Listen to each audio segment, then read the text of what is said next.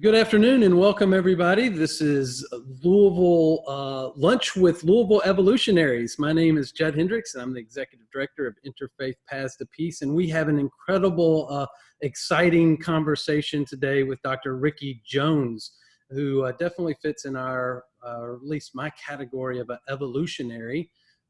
Every Wednesday at noon, we talk with people from all over Louisville that are doing really amazing work to help us evolve into a more awake and engaged community. So, Ricky, I want to thank you for giving us some time today. I know you're crazy busy with your teaching and all the different things you do. So, thanks for being in the conversation today. And I want to also welcome those that are joining us on Zoom. We've got a great group here. And if you're joining us on Facebook Live, I also want to welcome you to the program. And if you have a question for Dr. Jones, feel free to put that in the comment box there on Facebook Live, and we can bring your conversation or your question or your comment into our dialogue today. So thanks everyone for joining us. Ricky, I've been a fan of yours for many years, and you have this great provocateur archetype that you bring to our city. And one of the definitions of evolutionary is somebody that helps us evolve. And one of the ways we evolve is through cognitive dissonance. And I think you definitely add to the Louisville conversation cognitive dissonance that invites us into higher levels of consciousness in order to integrate all that you're thinking and saying. So, Ricky, thanks for being on today, and I look forward to the conversation. Appreciate you being here. Well, so, Judge, you're a dear brother. I never tell you no, so I appreciate you inviting. I didn't even ask what we were talking about because it's you. I said, of course, I'll carve out time whenever you need me. So here I am. I'm looking forward to it. Well, Ricky, thank you. I appreciate that, and appreciate who you are and what you do. So one of the things I want to begin is just ask if you would share, in 3 to 5 minutes, give us a time frame of your life, kind of some scaffolding to, where were you born, some highlights that bring us up to today, and then we have some other questions for you. But yeah, introduce yourself a little bit more and share your timeline. Okay, I'll go very, very quickly, try to give the real story and the kind of public professional story as quickly as possible so as not to bore people, and we can get to the meat of the conversation, which will be question and answers. I was born in Atlanta, Georgia, first member of my family to be born in the city of Atlanta. My family comes from rural Georgia, about 2 miles south of Atlanta. My mother was 15 years old when she had me. She got pregnant the first time she had sex. I did meet my father, who was much older than my mother, until I was in my mid-30s. So I was raised by my grandmother in the housing projects of Atlanta, Georgia. Fast forward, I was bused to school from my very poor neighborhood to the north side of Atlanta, to Northside High School in Buckhead, which is one of the more affluent areas, not just in Atlanta, but in the country.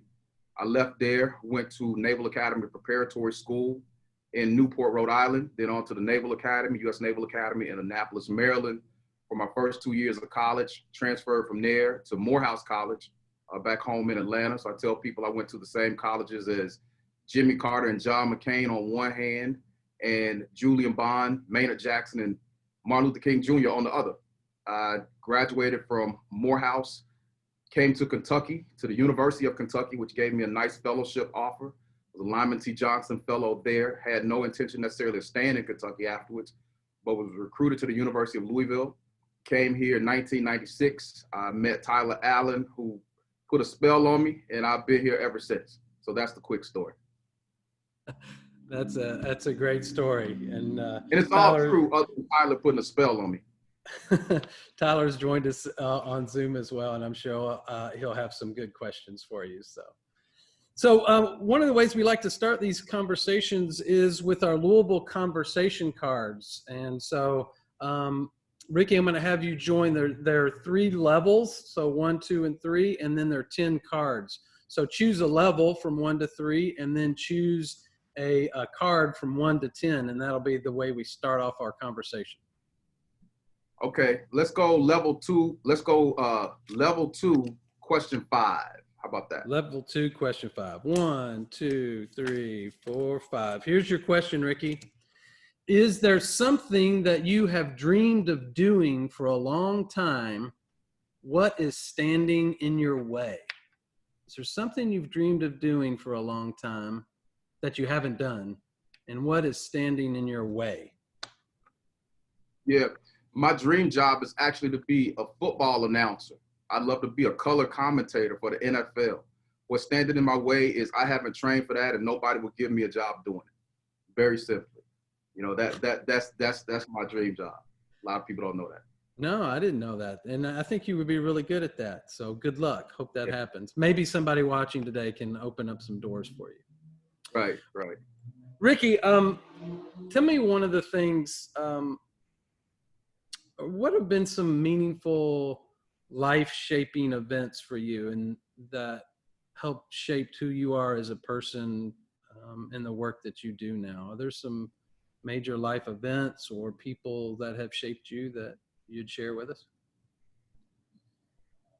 Well, you know, I think one thing that's really important for me, and you see this a lot with people who've grown up like me, you know, people who've grown up without fathers. And I read something some years ago, ironically, about Barack Obama, and it said how he had gone through his life collecting fathers because he didn't know his own. And what I realized was I was doing the same thing. So from the time that I was in about 8th grade, I began to collect fathers. The first being a fellow by the name of James R. Terry. And he's the reason I actually joined the fraternity that I'm a member of right now. And you know, Brother Terry's been a father figure. But I've done that all along the way. And these men in my life, from James Terry to Herbert Reed, who was my grad school advisor, to Robert Douglas, who's 85, 86 years old here in Louisville, to Chester Grundy when I was in graduate school, you know, to Blaine Hudson. I've adopted these fathers along the way. And all of them have contributed something to me, whether it be socially, intellectually, or emotionally, that's helped me survive. Those have been the pivotal moments, pivotal people. Not all the pivotal people, but they've been some of them that have been life-changing. But, you know, beyond that, the single most important person in my life was my grandmother. You know, a woman who was born in rural Georgia in the mid-1930s, never went to school, and died virtually illiterate. But she always talked about, you know, to me, she said, look, I don't know what you can do with an education, but I know what you can't do without one. So she's been the most pivotal person in my life. I mean, the events themselves are too numerous to name that have changed my thinking, changed my view of the world at different points, but people really do matter to me. And those are some very important people. That's not an exhaustive list, but it's a part of it. Yeah. How about, I'm always so appreciative of the way your mind works and your kind of integration of thinkers. Who would you say have been some of the most influential thinkers on the way that you see the world and see issues?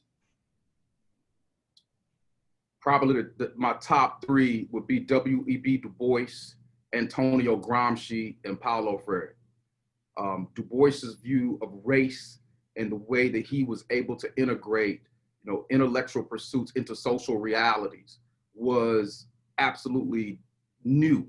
You know, Du Bois is really the father of American sociology and ethnography when you talk about the Philadelphia Negro and much of the writing moving forward. A lot of people, they may know the title Souls of Black Folk, but they don't bother to actually read it. But Du Bois wrote so much because he lived so long, right? Gramsci, I think gave a great distillation of Marx and Hegel in a way that most people hadn't. When he talked about the core and periphery and moved beyond dichotomized views of race and class and ethnicity. And I thought it was incredibly mature.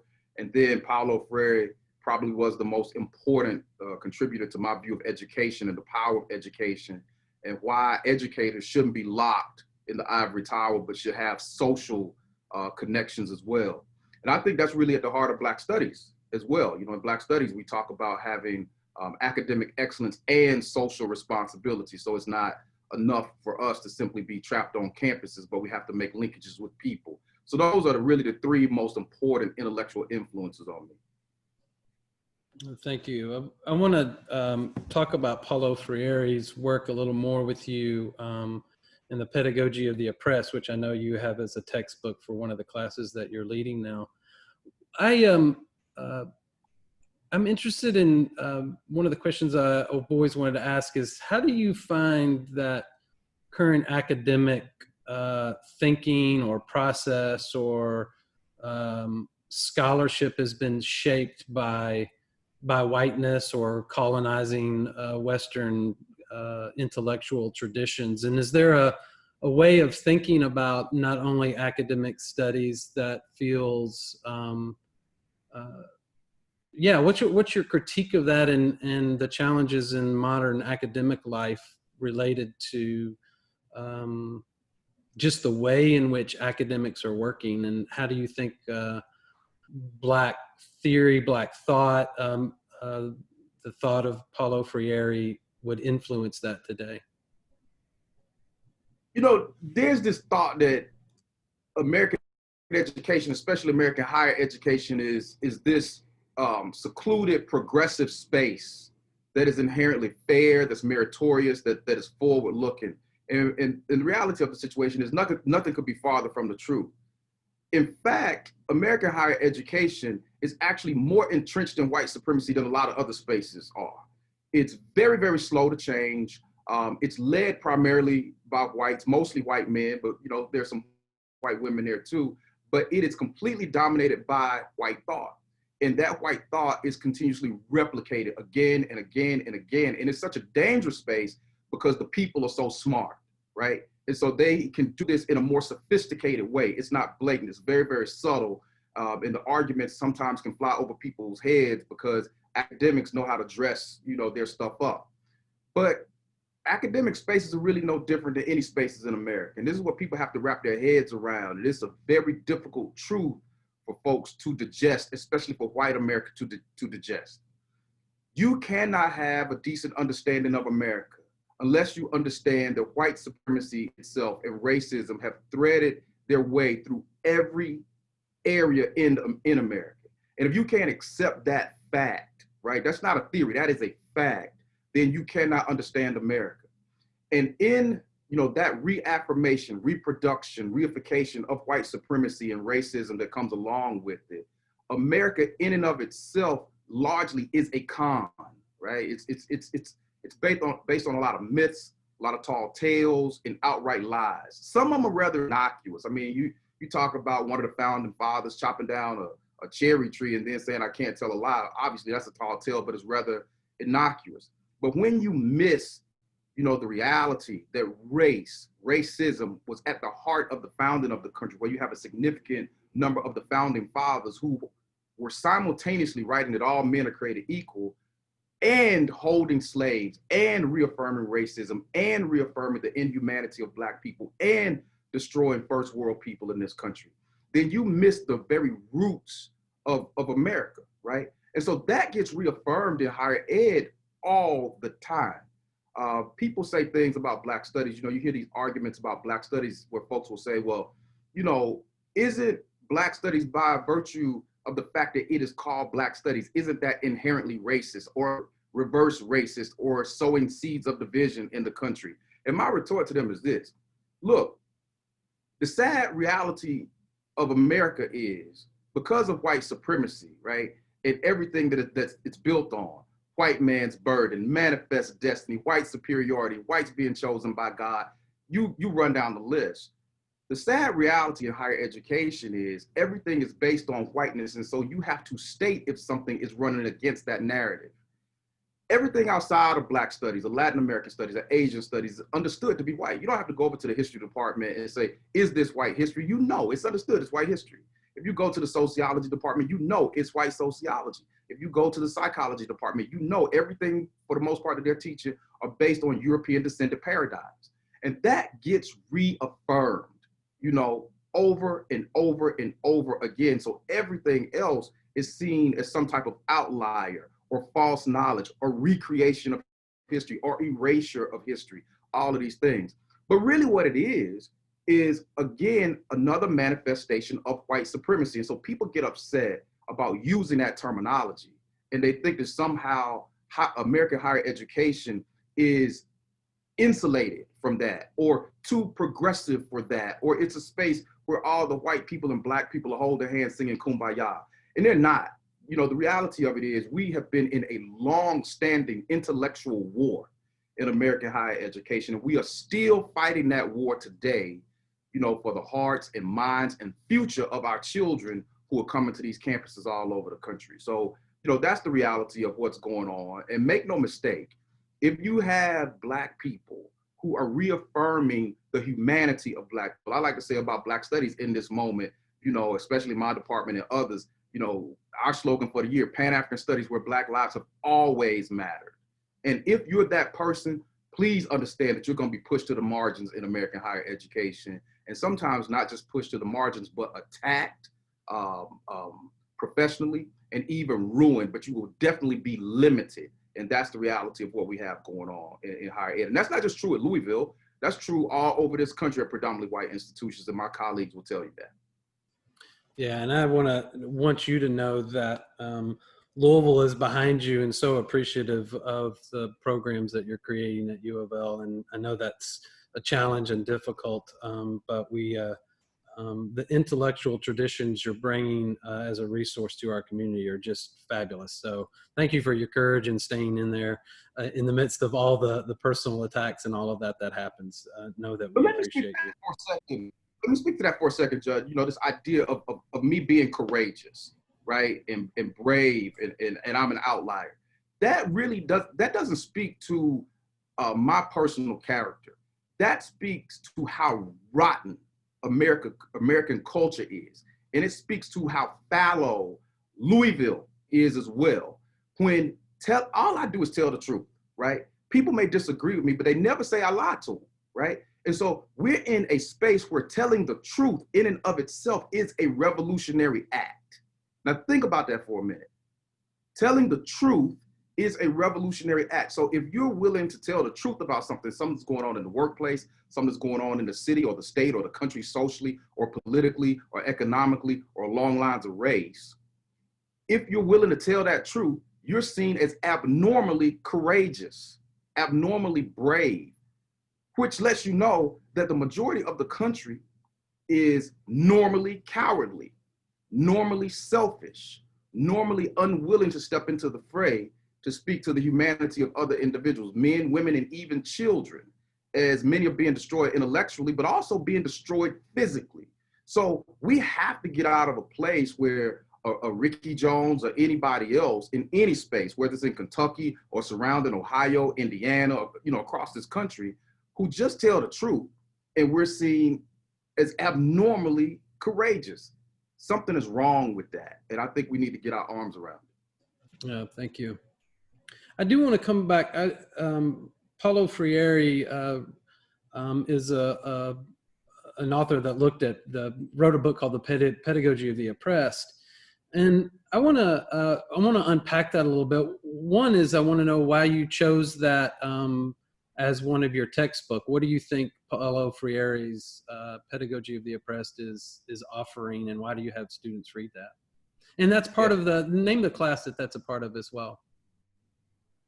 I'm teaching a class again this semester called Political Violence and Resistance. And that's a class that I've been teaching forever, all right? So it's not some new class that's in response to what's going on, whether it be around Ahmaud Arbery or Breonna Taylor, George Floyd, or now Jacob Blake. But we who have been actually doing this work and paying attention to what's going on with Black people globally, not just here in this country, because remember, Freire is Brazilian. And the two core texts in that class are not by Americans. One is Pedagogy of the Oppressed by Freire. The other is Frantz Fanon's Wretched of the Earth. So you're able to see what's going on in Brazil. You're able to see what's going on with the French-Algerian War and that conflict, and how those struggles actually relate to what's going on in America. So you understand this is a global struggle, two, a historic struggle. It is longitudinally a reality that a lot of people simply have ignored. So it was just fortuitous that this class, which has already been on the books for almost a year, fail at this moment. Now, why is it important for my students, not just to read Freire, but others? Freire, as I told you the first segment of this, it's important for you to understand the importance of education, one, but two, to understand the importance of how the American education educational system is broken. Even educational systems around the country with what we're called a banking model of education, where teachers come in and handle students as repositories, and we simply pour information into their heads and have absolutely no respect for what they're bringing to the table and not attempting to learn from them. That's two. Three, we think that education is relegated to schools. And the reality of the situation is education cannot be relegated to schools, because let's face it, the American K through 12 educational system and higher educational system have failed us. It is amazing how many people have higher education degrees, but they are so incredibly uneducated, or as Carter G. Woodson would say, miseducated. So the question is, how can we reach out and create culture circles, educational circles that are liberatory in Freire's idea, that bring educational endeavors to the masses to change their socio-political realities? So we have to respect people, respect where they are, respect their stories, and respect the innovative changes that they can make in the world, not just depending on quote unquote traditional leadership that may not have their best interests at heart. And so that's why it's important to me to take my students, right, the ones that I have on campus, and transform them into thinkers. I tell my students all the time, it's not my job to force you to think the way that I think. It is my job, though, to force you to think and then leave here and try to spread that as much as possible. I think that's the way we move forward. See, because I think we're in a dangerous moment where a lot of people who fancy themselves as leaders in this moment do not have the educational and historical foundation to meet this moment, because they do not understand the system that they're contesting. And that's across lines of race. You know, and I say this all the time, you can't become Eldridge Cleaver or Angela Davis overnight. You simply can't do that. You gotta prepare yourself. This is a brawl, and if people aren't intellectually prepared, then they're gonna lose. The game's over before it starts. So that's why Freire's important. That's why so many writers are important. I think when you talk about education and viewing education through a different lens and handle it in a different way. Because Freire said education, it's either liberatory or it's oppressive, right? It can't be simultaneously both. Either you're reaffirming an oppressive system that is in existence and your participation in that system to reify it, or you're working to transform that system, dismantle it, and create something new and better and more humane. So that's very important, I think. Thanks. And I really want to join you in, I think we need to create these cultural curriculums around these kinds of concepts and work, rather than just, it needs to be business, organizations, churches. We've all got to we've all need some kind of cultural curriculum around these basic concepts, I think, in order to move the conversations forward. I do want to focus on Frantz Fanon. Was a psychologist and wrote a lot about the psychology of those who are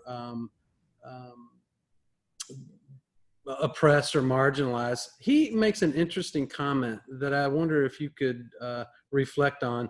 He says that he thinks it's important that marginalized communities might need to take their rightful place, often by force, because by taking it by force, it helps them overcome their inferiority complex that was created by the colonizer. And he was specifically using colonizer language. How do you understand that needing to take their rightful place by force? Because it can't be given to them by the colonizer. Because if the colonizer gives them, then it doesn't deal with power, and it doesn't allow the colonized to take their rightful psychological place. And at least that's what Frantz Fanon is saying. And so I'm wondering about this, what feels like this forceful energy that is emerging in our culture to take back power.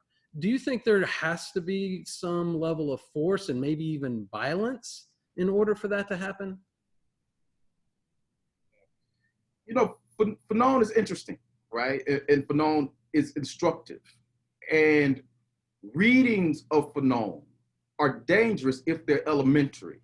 If people don't engage in a longitudinal study of Fanon, I think it's very important at this moment where you see this incredible amount of white fear that's happening in America. You see this white fear that's happening in Louisville. You know, there was a march here in Louisville yesterday, you know, the Until Freedom March, and white Louisville went nuts. I mean, businesses closing, school personnel being sent home, all kinds of emails coming out. You know, white people were in a tizzy thinking that black people were going to somehow burn the city down and, I don't know, kill any stray white people caught on Broadway if they weren't in packs. Magically, the day after, the city's still standing, no white people were killed, and the system of white supremacy, both nationally, statewide, and here in Louisville, is still in place. You know, and then you saw this powerful commentary last night from LA Clippers coach Doc Rivers, right after the game, who said this fear is amazing him, that it's amazing how you see people at the Republican National Convention right now, and you know, many white Americans across the country who are stoking this fear of black people, you know, like we're just gonna come at folk and start lopping their heads off Shaka Zulu style. And it's irrational, it's misplaced, it's disrespectful, and it is definitely not rooted in history. The reality of the situation is this. As a good friend of mine who shall remain nameless, a white friend of mine said, he said, you know, white people, we have played a very neat trick. We have convinced people that guys who look like you are the most dangerous human beings in the world. But the reality of the situation is guys who look like me are. If you look at the history of this country, en masse, there have been very few, outside of Nat Turner, actual uprisings of black people who en masse have mobilized and killed large groups of white people. And 55 white people died in Nat Turner's insurrection. Conversely, we have seen instance after instance after instance of white people en masse rioting and murdering large numbers of black people over the course of American history. Okay, so let's deal with that fact first of all. Again, not being ahistorical, not erasing history, and understanding the reality of the usage of violence by whites in America towards blacks, and even the use of violence internationally by America to solidify its place in the world. Okay, that's important. To Fanon specifically, please understand this. People read Wretched of the Earth. If they read Wretched of the Earth, most don't read Wretched of the Earth. They'll look at Cliff Notes and think of something else and say, oh, Fanon was just this inherently violent individual calling for black uprisings. What they don't do is look at the totality of Fanon's career, and they don't read Black Skin, White Mask. Black Skin, White Mask, which was written before Wretched of the Earth, Fanon actually pushes really, really hard for the potency of reason. He's talking about colonized Algerians consistently coming to the table and trying to reason with the French colonizers, with their oppressors. Over time, however, Fanon grew to understand that the oppressive forces in Algeria were not willing to engage in reason. And so he concluded finally in Wretched of the Earth that the only way for the Algerians to actually get free, to reaffirm their humanity, to seize some level of social and political power, was to respond to their oppressors with the same degree of force that they were being oppressed with. So it is amazing how really, really violent forces, white Americans in this country included, use this violence from agents of the state, you know, from police to the military to politicians who send these folk out and in effect sick them on American citizens, will wantonly use this violence. But when they even perceive that this violence is going to be used against them, they cry bloody murder. It is an incredible contradiction. But I will tell you this too, if you study history, understand this. Ultimately, the Algerians won. Now let that sit for a second. So this space that Fanon is talking about, ultimately the Algerians won. So I think America really has, white America in particular, has to get its arms around the historic use of violence and inhumanity towards people who do not look like them, right? And not just on the historical timeline, but what's happening right now.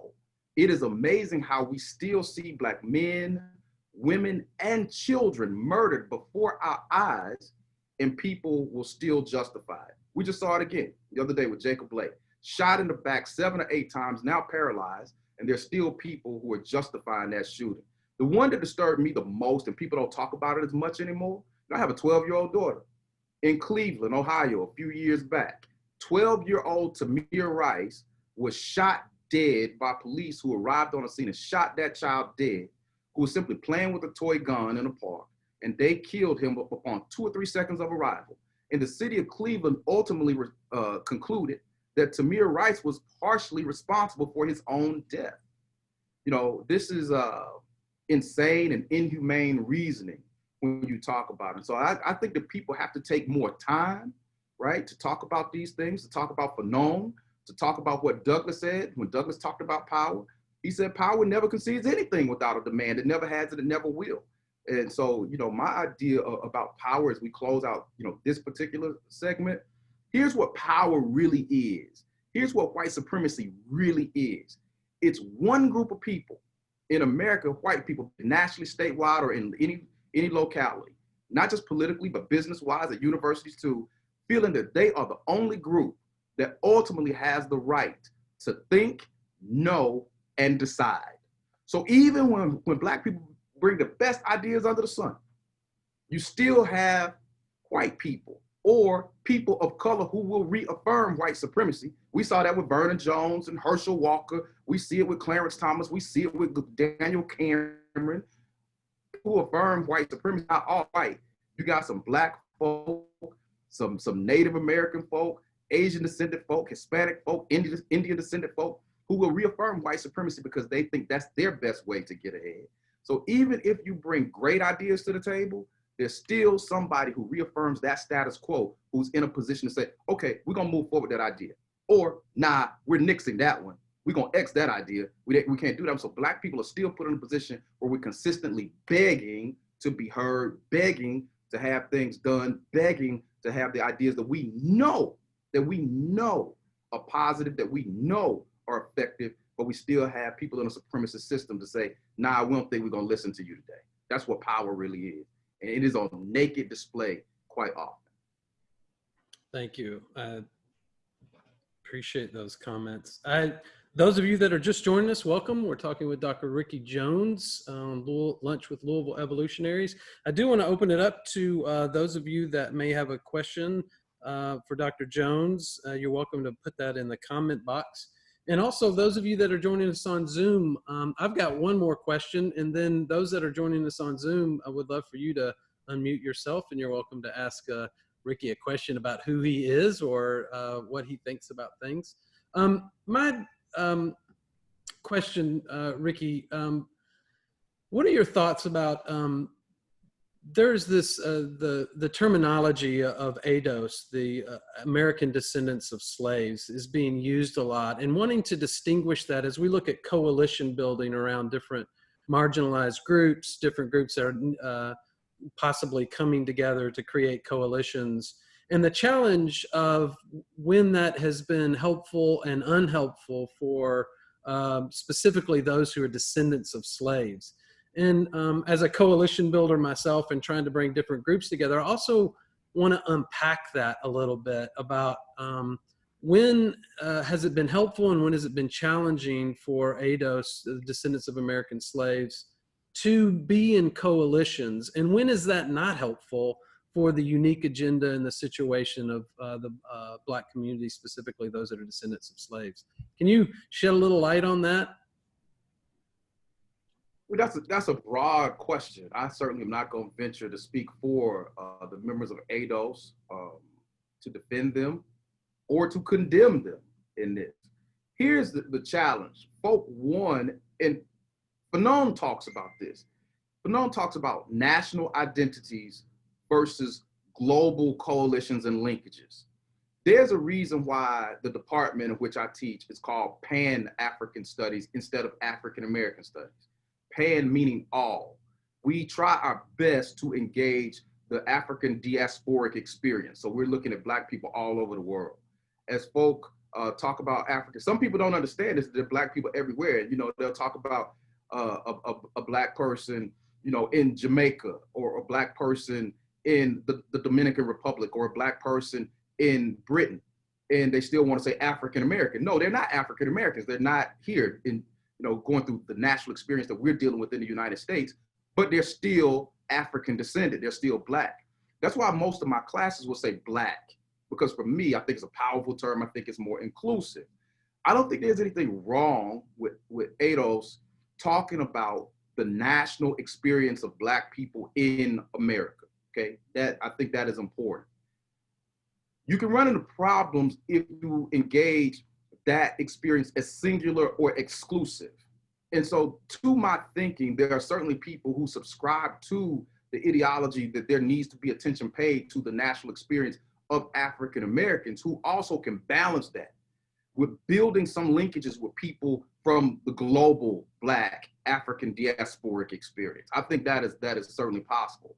Here's what I don't like. I don't think that it makes sense, and I don't think it is proper for non-Blacks to come to the members of ADOS and say, hey, what you're doing is improper, or this somehow offends our sensibilities on how you should speak, how you should design your organization, and what you should do. So ADOS, I think, is an evolving organization, just like Black Lives Matter. And there are many incarnations. They're evolving. And so let's see what happens with that moving forward. Thank you. So let's open it up. Those of you that have joined us on Zoom, we can get into the mix some more, but you can also ask. There is a question that just came up on Facebook Live. Do you still play music? A long time ago, man, I actually played jazz in high school, and was a saxophonist. But I have not played the saxophone since high school. So no, I do not play an instrument anymore, but I play music a lot. I love music. If you listen to my radio show, you know that. So no, I'm not a musician anymore. Maybe I should pick that horn back up. Yeah, maybe so. So let's have some other questions. We got a great group that's joined us on Zoom today. Quite a beautiful crowd. How about some unmute yourself and feel free to jump in and ask Dr. Jones a question.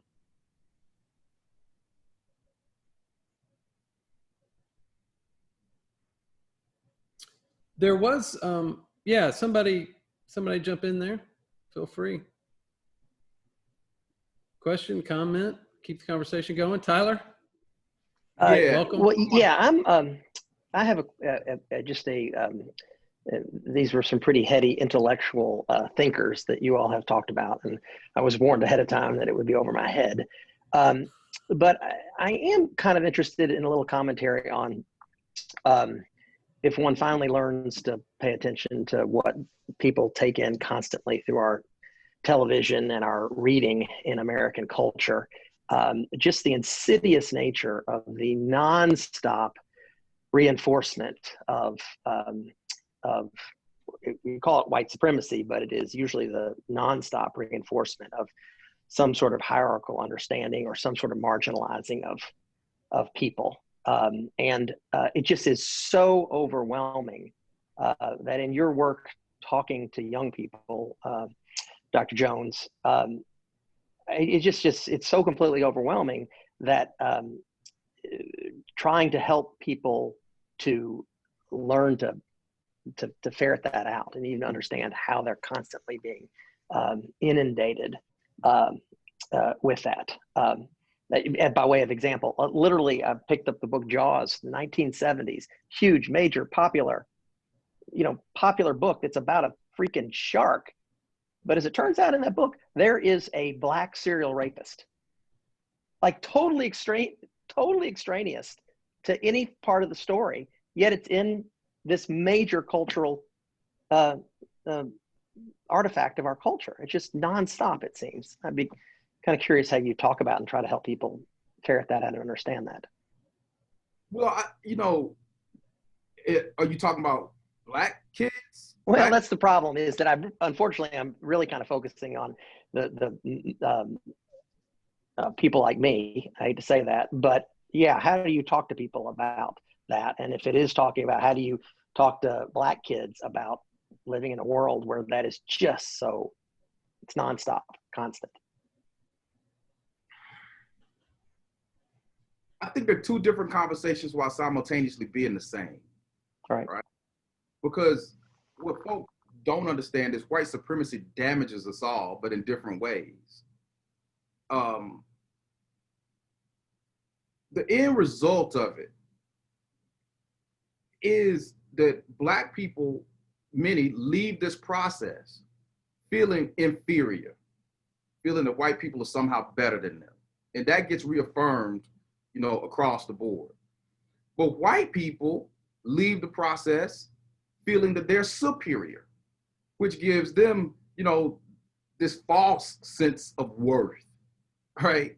And the first way that you can try to break that down is to talk about just the omnipresence of white supremacy, from educational curricula to cartoons, right, that our children are exposed to, you know, from the time they're yay high, to literature that you're talking about, Tyler, to cinema, to depictions of history. It's all over the place.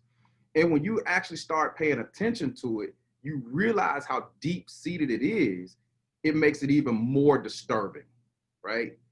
So the first thing I think that we have to do is to teach our children as quickly as we can get to them, right? As quickly as we can get to them, that this is real, that this is there, and to deconstruct all of this BS language we're hearing socially and politically right now. Because the reality of the situation, so you hear the president's oldest son the other night, Donald Trump Jr., talk about how this election is really a choice between church, work, and school versus protests, riots, and what is it, protests, looting, and I can't even remember the last one, but basically anarchy, that you're going to descend into this hellscape if the Democrats win. So look, it's a lie, okay? That's a lie. But simultaneously, the Democrats are lying on the other side too. The Democrats are pushing this narrative that Joe Biden is a progressive. He's not. That Kamala Harris is a progressive. She's not. Maybe they are evolving into progressives, but their records don't say that. They also push this narrative that Donald Trump divided us, divided America. That's a lie. America's been divided. America was racist and divided long before Donald Trump. Donald Trump was just the logical end, right, to what America is. And guess what? Even people knowing who Trump is, what he is. And look, I love listening to Donald Trump, man. I ain't gonna lie to you. I was listening to a Donald Trump speech the other day. He is entertaining as hell, okay? He's incredibly entertaining. Now, 95% of what he says is a lie, but it is incredibly entertaining. I mean, I sit there and listen to Donald Trump, who I call the Mad King, say, you know, African Americans, they love me, they love me. I've done more for African Americans than any president. Maybe except for Lincoln. That's a long shot. Maybe except for Lincoln, but I've done more than anybody else, hands down. That's a lie. But the way he said it made me laugh, man. I mean, he is really, really entertaining. So we're getting lies from both sides, right? But so the first thing is to tell our children, right? This is what's been going on in this country. This is the way you looked at as a Black child. This is the way you looked at as a white child. Both are lies. So let's deal with that and then work from there. Lastly is this, Tyler, you know, just talking about the presidency. When you talk about Black talent, right, and white mediocrity, we see it all the time. Look at Barack Obama, okay? And I don't necessarily agree with all of Barack Obama's politics. I think Barack Obama was a capable politician, vulgar opportunist, not a progressive himself, but brilliant. From Punahou to Occidental to Columbia to Harvard. First Black, president of the Harvard Law Review, all of these things, still the greatest orator, greatest political orator of his time, all of these things. Set policy aside. Man's brilliant. Look at the two dudes that he's sandwiched between. George W. Bush on the front end of him and Donald Trump on the back end of him. Now Bush, likable dude. I love to have a beer and bourbon with Bush. Ain't the sharpest knife in the drawer, all right? And Donald Trump, he's a damn idiot. Okay, let's be clear. Let's speak about that and be real about it. Let's not pull punches about that. But we still had over 60% of white men go out and vote for Donald Trump. Over half of white women go out and vote for Donald Trump. And he's still competitive. Okay, he's still competitive in this race.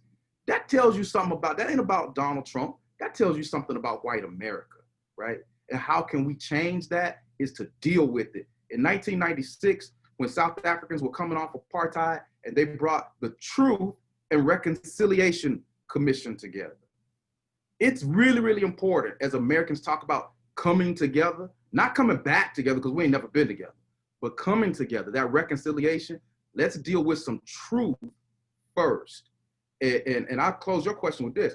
I think we're beyond this idea that, oh, you know, we really need to stop talking in terms of a good percentage of white Americans just don't understand.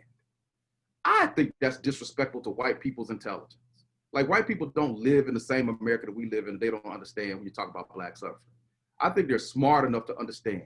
The reality of it is we have a percentage of white Americans who just don't give a damn.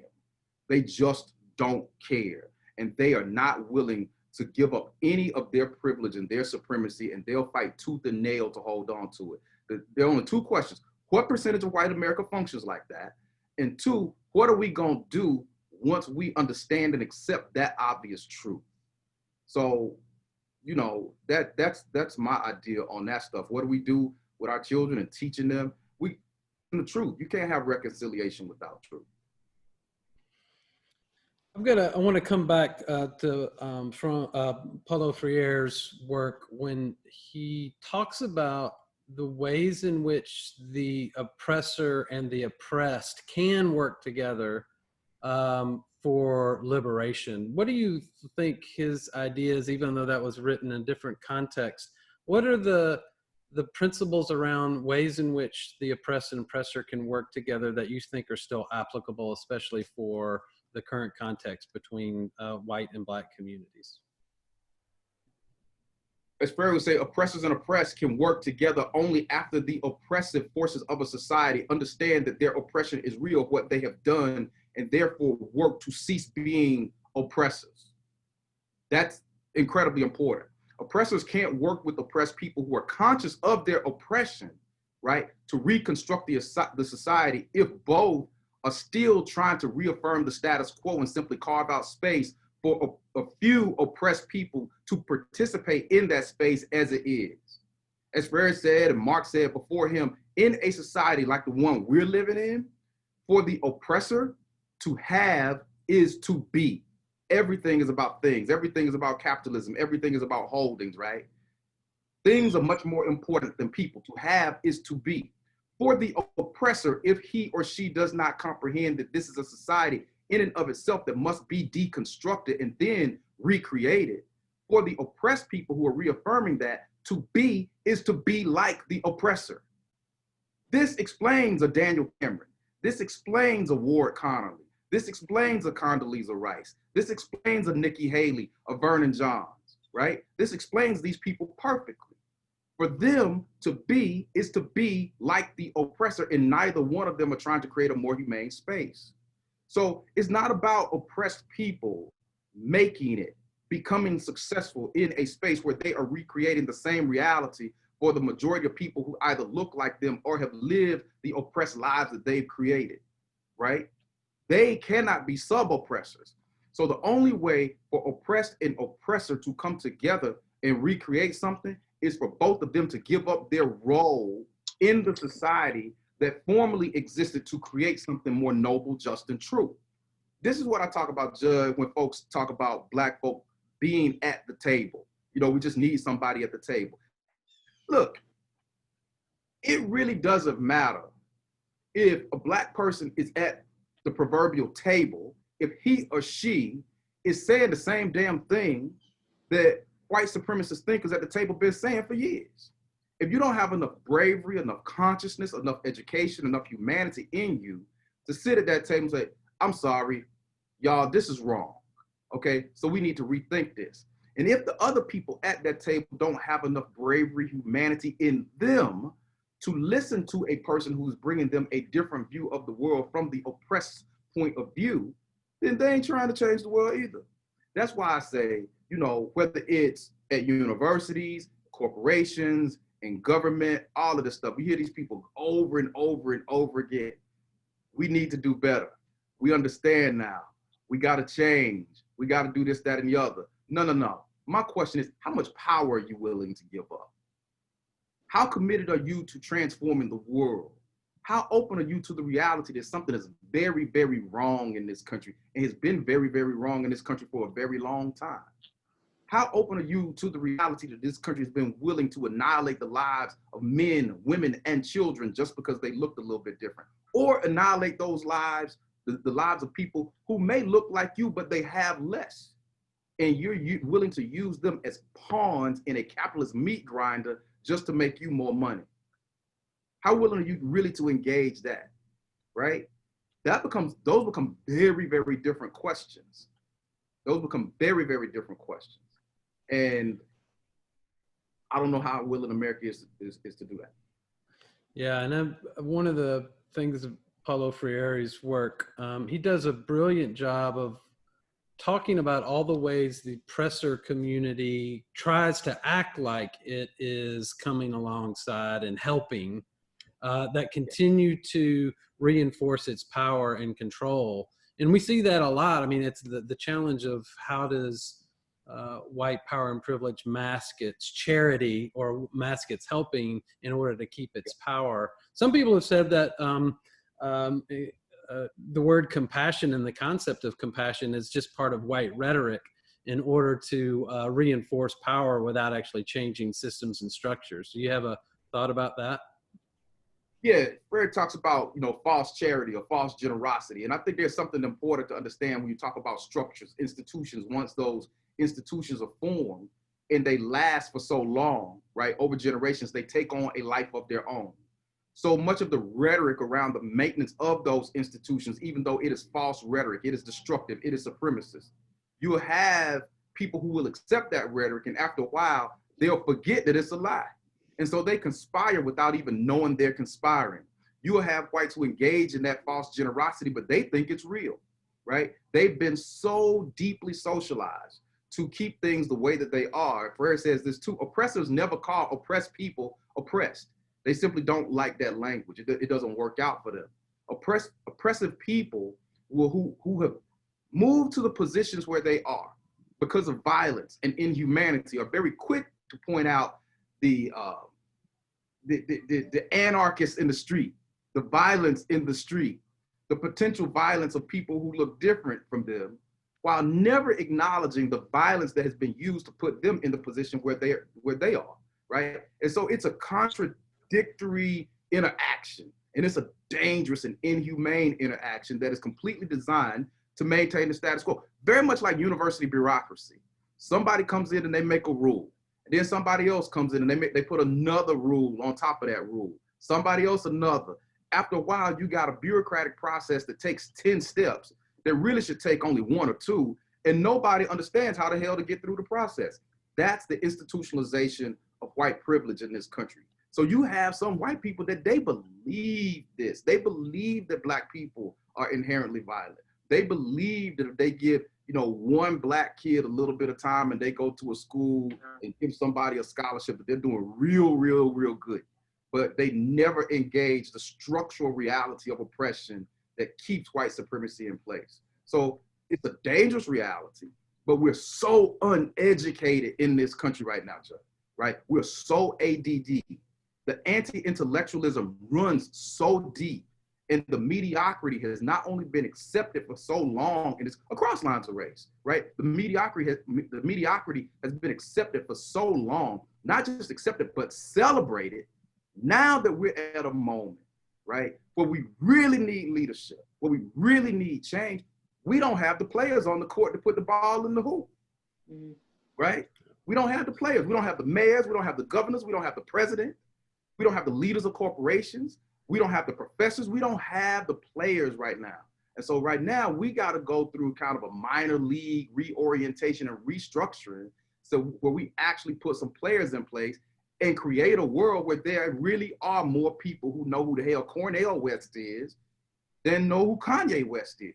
We are so obsessed with entertainment that we are willing to send not just professional players out on a court to potentially get sick and die, but to send our children at colleges and universities around this country out on courts and fields to potentially get sick and die so that we can be entertained. In a country that is obsessed with entertainment like that, it is a very dangerous anti-intellectual place.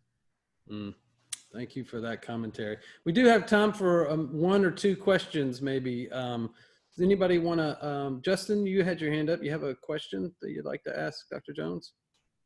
Sure. Thanks, Dr. Jones. Thanks, Judd. Long-time listener, first-time caller. Dr. Jones, and I could be asking the wrong question. I feel like such a child in this area. But what I'm seeing is it's hard not to quote Malcolm X when you hear about, anything that disagrees with the system, finding the compromising person to, speak in favor of that system.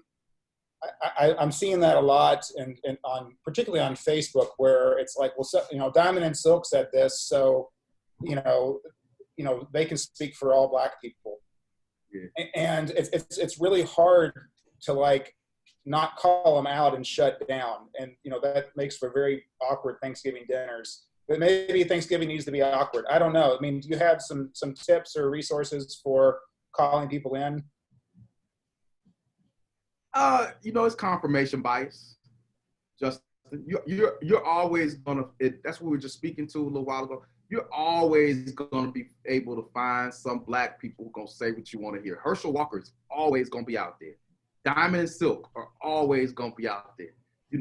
There are people in Trump's orbit who deny redlining. There are folk who feel that slavery was good, right? There's still those people. I mean, it's out there. And that speaks to how incredibly miseducated a lot of people have been. I think, if I could give white people, especially white people who are currently in power, some advice. What these structures have done, we've seen it in higher education as well, right? What white America does, whenever there is an opportunity for leadership, right? And a Black person is going to be used to fill a particular quota, because there ain't that many Black people that are put in supposed positions of leadership. They will find the most malleable, agreeable, milquetoast Black person they can find to put in those positions, who is going to reaffirm the status quo. If you really want to change, okay, you need to get people who, one, have their fingers on the pulse of communities from which they're from, the organic intellectuals from those communities, but also people who gonna tell you the damn truth. Not people who, as Halle Berry said, gonna make you feel good. So the question is, do you want the truth or do you want to feel good? So I think what America has done for a very long time, white America in particular has done for a very long time, they want to feel good. That's why the Republicans can say, hey, we're the party of Lincoln. We freed the slaves. It makes them feel good. It doesn't speak to the current reality that those parties have switched places, and some of the most rapacious approaches to Black people that we've seen in modern eras coming out of that party. That's reality, but it makes them feel good. So I think if white people really want to be allies, man, the first thing you got to do is read. You got to study. You got to work to educate yourself on things. You got to read Freire. You got to read Fanon. You got to read Du Bois. You got to read Bell Hooks. You got to read. You got to educate yourself. You got to have some Black people around you who are going to talk to you about these things. If you're worried about the LGBTQ community, don't just speculate. Talk to an LGBTQ brother and sister. And don't think that they're the only person in the world, who can speak for that entire community. That's another weird thing. Now, I do believe that I speak for the entirety of the Black community. I tell white people that all the time. When white people say to me, well, what do Black people think? I'm like, well, I'm letting y'all know right off. A lot of people don't speak for all Black people. I'm telling you, I speak for all Black people. I wish all Black people thought like me. So if I scare you, please understand that every Black person you come up on gonna be tall as me, pretty as me, smart as me, and defiant as me. That'll scare the hell out of them. But in reality, that's not the case. We got to connect with people. That's really important. Think we got time for one more, Judge? Yeah, we got time for one more. Nikki's got a great question to end this. So Nikki, thanks, and ask your question. Thank you. Thank you so much, Dr. Jones. It has been a pleasure to be here with you during lunch. I hope you'll come back many times. You may not know this, but or maybe you do know this, but your influence is so wide. I'm an alum of the University of Louisville. I can't tell you how many times I walked past the statue, near speed. Cannot tell you. Never thought about it. Didn't cross my mind. Everything you said today about just being, just so influential. Please come back. And thank you for your work with the statue, with everything. And thank you for being, I think it is courageous. I think it is bold. People know Ricky Jones. And so thank you for being a trailblazer in what you're doing. My question is, I'm not from Louisville, but I've been here since 1993 when I came to go to U of L.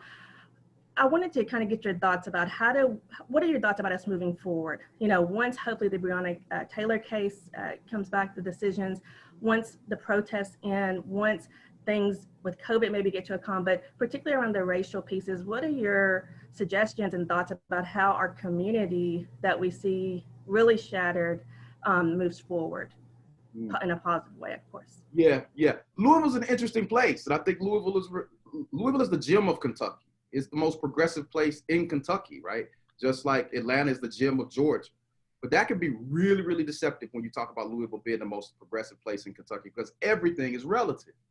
So, look, a 5'5" person is really, really tall in a room full of 4-year-olds, right? So that's Louisville relative to Kentucky. As an outsider, I'm an Atlanta kid, been in Kentucky for years, been in Louisville for almost a quarter of a century now. I've seen an odd thing, and I was warned about this when I moved here. An older fellow said, look, here's something you got to understand about Kentucky. Whites and blacks in Kentucky have, in effect, made a deal. There's polite racism that's been reaffirmed over generations. So yeah. Kentucky had slaves, but the slavery in Kentucky was not seen as brutal as the slavery in the deeper South. So slaves here were told, look, if you misbehave, we'll send you down to Georgia, or Mississippi, or Alabama, or Arkansas, right? Or South Carolina, where they really, really, really, know how to handle people like you. So behave, or you'll go to a much worse situation. And so Black Kentuckians, because of that, developed a sort of thankfulness. Yeah. That their situation was more aggressively, openly hostile than what they perceived the situations to be in the deeper South. Unfortunately, but maybe realistically, that mentality was passed on to their children, generation after generation after generation. So even now in the 21st century, folks who come to Louisville or come to Kentucky with a different point of view on race are still seen as outsiders because there's this polite type of racism that goes on in Kentucky. And this acquiescence, it still amazes me, Sister Nikki, to see some of the Black folk, the Black Kentuckians, again, who are celebrated here, but will not levy serious challenges to the system. And if you levy challenges to the system, you seen as kind of this Black person who's gonna get us all killed. So it's this crazy thing. What should be done moving forward? Keeping your eye on the ball about structural change. The need for structural change, a serious interrogation of white supremacy and the power dynamics that we've spoken of for this last hour. That's essential. It can't just be about Breonna Taylor. That's not to say that it can't be about Breonna Taylor at all. In Georgia, it can't just be about Ahmaud Arbery. In Minneapolis, it can't just be about George Floyd. Here's why. If the Attorney General comes back and says, every police officer that went to Breonna Taylor's apartment is now going to be fired, okay, and going to be prosecuted, and they are convicted. That's justice for Breonna Taylor, is it not? But does that really change anything about the structural dynamics that we're speaking about? So the point is, the Breonna Taylor situation, the Jacob Blake situation, the Tamir Rice situation, the Ahmaud Arbery situation, all of these things are simply illustrative of what's going on in America overall, socially, economically, politically, and on the human level. So if we don't have that focus, then again, the game is over. If I'm a member of the oppressive class, right, and I'm running the system, and I felt like just doing what folk want me to do towards the police officers involved in the Breonna Taylor case would get me where I want to be, I tell people, lock their asses up now. I want them under the jail. Then when the black people come back and say, hey, we want justice, I'm like, I gave you justice. Don't you see that these people who killed Breonna Taylor, they've been locked up. This system works, okay? It works. It may not work as fast as you want it to work.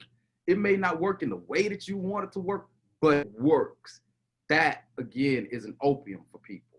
So I think that if people don't keep their eyes or put their eyes on larger structural realities and how they create all of these micro situations, then they're lost. It's just like you said about that Confederate statue at U of L. White supremacy is so entrenched in America that you walk by it every day and you don't even know what you're seeing. That's what we have. So thank you so much for the kind words, sister. I appreciate it. Thank you. Keep going. Multiply. I'll do what I can. Ricky, thank you so much for being in this conversation today. And there's a lot of appreciation for you that's showing up on Facebook and, of course, our comments here on Zoom. And I really appreciate being in dialogue. You speak truth both with humor and with love, which allows us to hear it and to sit with it. You create that cognitive dissonance and then help us work through it. And you are a real gift to our community, and thank you for your presence. And yeah, there's all kind of ways. If you all want to continue to hear, Ricky's got his radio show, but also he's got classes. You're welcome to take his class. I know several people that are in your class just because they're not even enrolled at U of L. They just want to take it and learn from you. So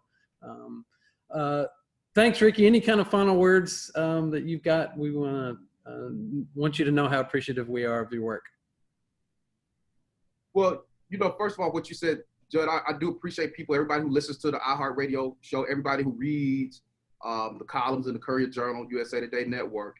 That's important to me because what I understand is there are only so many people who I'm going to be able to reach at the University of Louisville. Only so many people who are going to be in this space, right? So many students who have access to higher ed. So therefore, you have to build out. All of us in academia should do that. Many of us do. So you write books, but only so many people that are going to read 200, 300-page books. So then you write newspaper columns, but there are only so many people who are going to read an 800-word column every other week. So then, you know, a more passive exercises for people to listen to a radio show. All of that, though, is really about educational scaffolding, building upon itself. So I appreciate people who, you know, who get with me, ride with me on any of those platforms. But to you, my dear brother, let me say this, man. One thing that a lot of people don't know about me is I was raised in the church, you know, Church of God in Christ with my grandmother. I have a deep and abiding belief in God. I'm not proselytizing here, so please understand that. I equally embrace the believers, the agnostics, and the atheists, but I have a deep and abiding belief in God. I'm a spiritual man, and I think God calls us all to do certain things. So to you, Jud Hendrix, I appreciate the spiritual work that you've been doing in this city for a very long time, and reaching out to people across lines of race, ethnicity, religious choice, you know, gender, sexual orientation, all of those things. So, you know, I'm humbled. I appreciate being able to hang out with you for a little while. And you too, Tyler.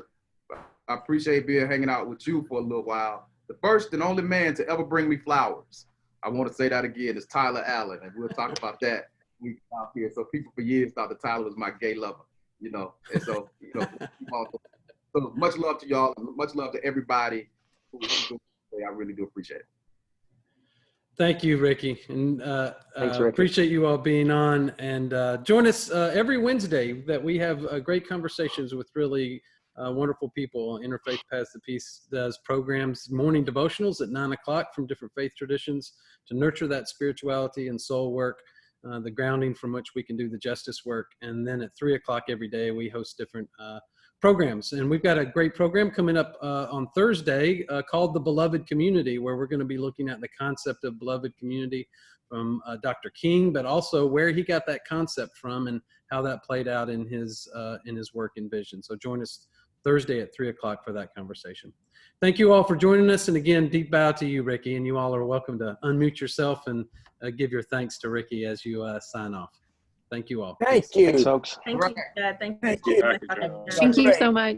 Yes, thank you. All right, we'll catch you next time. Great. Thank you all. Thanks for everybody joining us. Good to be with you.